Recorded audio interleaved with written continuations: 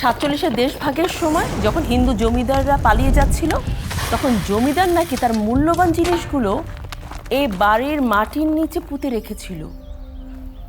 বাবা, আপনি কি সেই গুপ্তধনের কথা বলছেন? রাইট, তুমি বুদ্ধিমতী, তুমি ঠিকই বলেছ। আমিও এই জমিদারের গুপ্তধনের কথা শুনেছিলাম, কিন্তু সেটা মনে করেছিলাম যে বানোয়াট। কিন্তু যখন আমার বেসমেন্টে একটা রিজার্ভার তৈরি করতে গেলাম, আমার ধারণাটা পাল্টে গেল। এই, তুমি সত্যি সত্যি গুপ্তধন পেয়েছো? এই গুপ্তধন পাওয়ার পরে আমার যেটা মনে হলো সেটা হচ্ছে যে শেষ বয়সে এসে এত টাকা দিয়ে আমি করবোটা কি। ছেলে মেয়েদেরকে এই টাকাটা দেওয়ার ব্যাপারে আমি মোটেই উৎসাহী না, আমি দিতে রাজি নই। কিন্তু পরক্ষণে আমার মনে হলো যে আমি মারা গেলে তো এমনি ওরা টাকাটা পেয়ে যাবে। তাহলে তখনই আমার মাথায় আসলো খেলা করা যায়, তাতে 50-50 চান্স। আচ্ছা, ওই সিন্দুকটা ভেঙে ফেললেই তো হতো। সে আশঙ্কাও আমার ছিল, এবং সেই জন্যেই এই সিন্দুকটাকে সেইভাবে তৈরি করেছি আমি।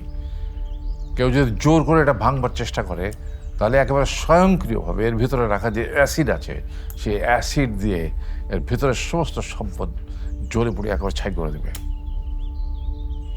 একটা কথা মনে রাখবে যে আমার জীবনের শ্রেষ্ঠ সিন্দুকটা বানিয়েছি এটা, অ্যান্ড ইটস এ মাস্টারপিস।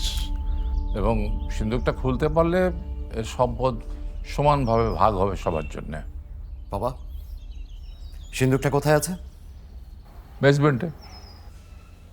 কেন, তুমি কি এখনই খেলতে নামবে নাকি? আরে আমরা তো জানি বাবা কিভাবে খেলাটা সাজিয়েছে। ওই ছেলেবেলায় যেরকম খেলতাম ট্রেজার হান্টিং, সেইভাবেই সাজিয়েছো, তাই না বাবা? বিভিন্ন জায়গায় সূত্র দেয়া থাকবে, সেই সূত্র মিলিয়ে মিলিয়ে খুঁজতে হবে, তাই না? এই সিন্দুকটা বেসমেন্টে আছে। এটার বৈশিষ্ট্য হলো এখানে 3টে লক আছে, 1 নম্বর, 2 নম্বর, 3 নম্বর, এবং প্রত্যেকটা লকের পাসওয়ার্ড আছে, ডিফারেন্ট পাসওয়ার্ড। এবং এই পাসওয়ার্ডগুলো বের করার জন্য আলাদা রকমের সব ক্লু আছে। সেসব ক্লু তোমাদের সলভ করতে হবে। পাসওয়ার্ডগুলো বের করে তোমরা লকগুলো খুলবে, তারপর সিন্দুকটা খুলবে। Interesting. Yes, it's very interesting.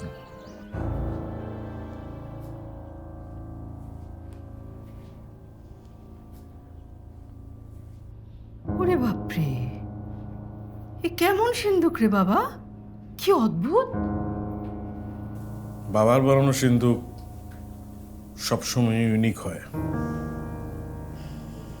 Mansur lock and save বন্ধ হয়ে গেছে আজ 15 বছর, কিন্তু বাবার বানানো সিন্দুকের আলোচনা এখনো মানুষের মুখে মুখে শোনা যায়।